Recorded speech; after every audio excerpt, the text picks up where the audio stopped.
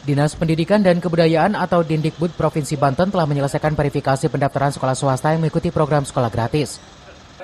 Dari 1.200 sekolah tercatat ada 811 sekolah swasta di Banten yang akan menerima subsidi operasional pada tahun ajaran baru 2025-2026. Adapun kategori sekolah swasta yang menerima program sekolah gratis didominasi SMK sebanyak 520 sekolah, SMA ada 253 sekolah, dan SKH 56 sekolah.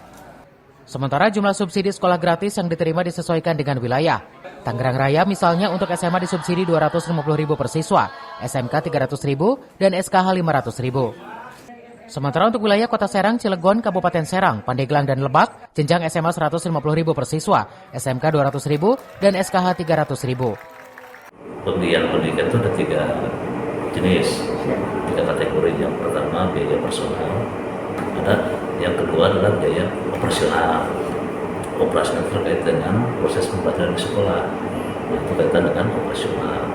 Dan yang ketiga biaya investasi. Investasi itu penyediaan sarana prasarana, pembangunan gedung, gitu ya, itu lebih ke biaya investasi. Nah, yang digratiskan ini adalah untuk biaya operasional dengan biaya investasi. Jadi tidak ada lagi nanti sekolah yang bersedia mengikuti program ini, berarti membebaskan peserta didiknya kaitan dengan urutan-urutan yang berkaitan dengan tadi biaya operasional dan biaya investasi. Haryanto menyebutkan program sekolah gratis tahun ini diperuntukkan hanya untuk kelas 10. Dari Serang, Banten, Tim Liputan melaporkan.